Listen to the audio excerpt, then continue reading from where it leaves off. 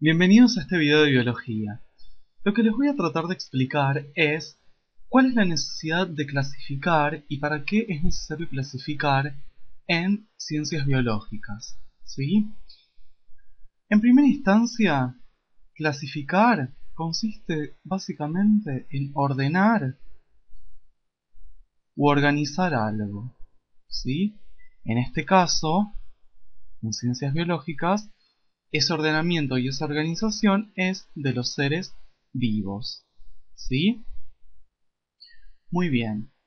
Ese ordenamiento y esa organización se hacen teniendo en cuenta distintos criterios de clasificación. ¿Sí? Que esos criterios son características que fija la persona que va a clasificar. ¿Sí? Por ejemplo, si yo quiero clasificar, no sé, animales, puedo considerar teniendo en cuenta el hábitat. Entonces, según el hábitat, los animales los puedo clasificar en terrestres, acuáticos o aéreos. Y el criterio de clasificación que yo utilicé acá es el hábitat. ¿Sí? Bien. Obviamente la clasificación de los seres vivos ha variado durante la historia. ¿Sí? Por ejemplo, en la antigüedad, Aristóteles, ¿sí?, planteó un sistema de clasificación, ¿sí?, que se basaba en caracteres externos, ¿sí?, caracteres externos de los seres vivos. Entonces, por ejemplo, lo que organizó fue como si fuera una pirámide, ¿sí?, en la cual ubicó en la base a los minerales, es decir, la materia inerte, luego los seres vivos que quedaban fijos en el sustrato, es decir, a las plantas, luego los animales que se podían, a los organismos que se podían mover, en este caso los animales, y en la cúspide de la pirámide al hombre, ¿sí? Por ser un ser con características distintas a los animales, ¿sí? Entonces, de esta manera él hizo una clasificación de lo que veía en la naturaleza, ¿sí? Asimismo, por ejemplo, dentro de las plantas se clasificaban en ornamentales, ¿sí?, es decir, las que se utilizan para decorar, en medicinales, en plantas comestibles, ¿sí? Y así a lo largo del tiempo.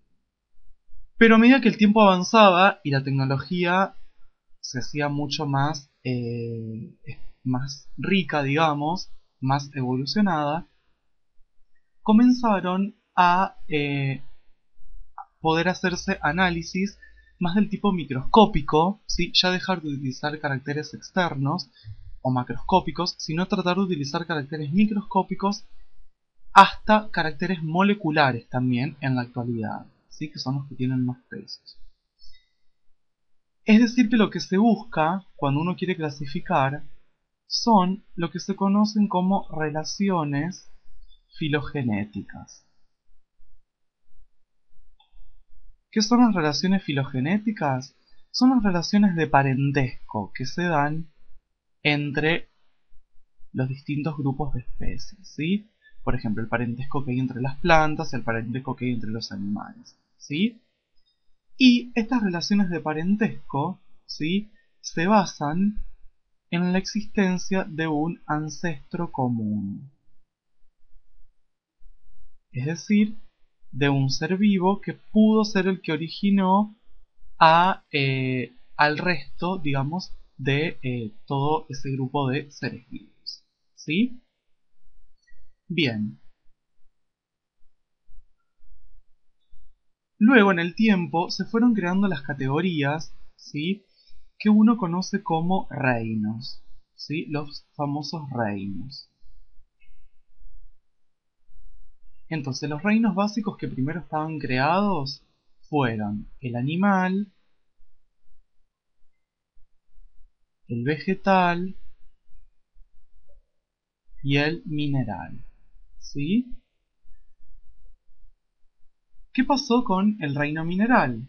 El reino mineral se excluyó de la clasificación porque no era considerado vivo. ¿Sí? Es no vivo. Luego, al animal y al vegetal se le agregaron más reinos. ¿Sí? Por ejemplo, se agregó el reino bacterias o moneras, que es aquel reino que tiene células procariotas, ¿sí? Fundamentalmente son bacterias. Luego se incorporaron los hongos, ¿sí? O reino fungi. Y por último, el reino más reciente es el reino protoctistas, que incluye a las algas, eucariotas y a los protozoos, ¿sí? Luego, ¿qué ocurrió con el reino vegetal? Al separar las algas del reino vegetal, el reino vegetal pasó a llamarse reino plantas. ¿Sí? Bien, entonces, los reinos actualmente son 5, ¿sí? Y son el reino animal, el reino plantas, el reino bacteria o moneras, el reino hongos o fungi y el reino de los protozoos.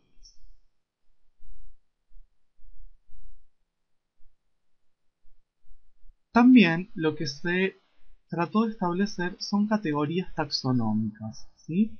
Categorías taxonómicas o categorías de orden.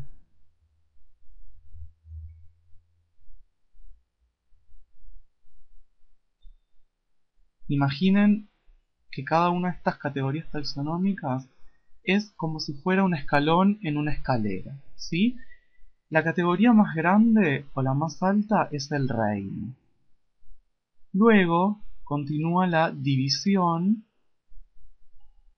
o filum. La división se utiliza para plantas y algas y el filum para animales y protozoos. Luego continúa la categoría clase. Luego los órdenes, familias,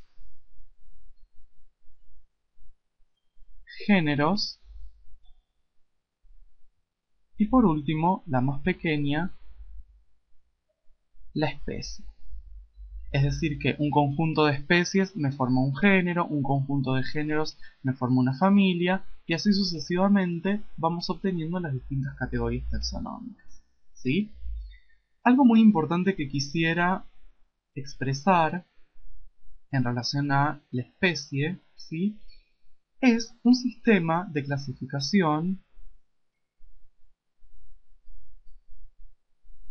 llamado binario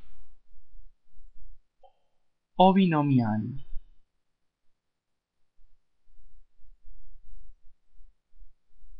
que lo propuso Linneo. Binario o binomial viene de 2, ¿sí? Fundamentalmente, ¿qué es lo que trata de hacer este sistema binario o binomial? Asignarle a cada especie, ¿sí? Un nombre formado por dos palabras, ¿sí? La primera palabra corresponde al género y la segunda palabra corresponde a la especie en sí. ¿Sí? Voy a darles un ejemplo para que quede más claro.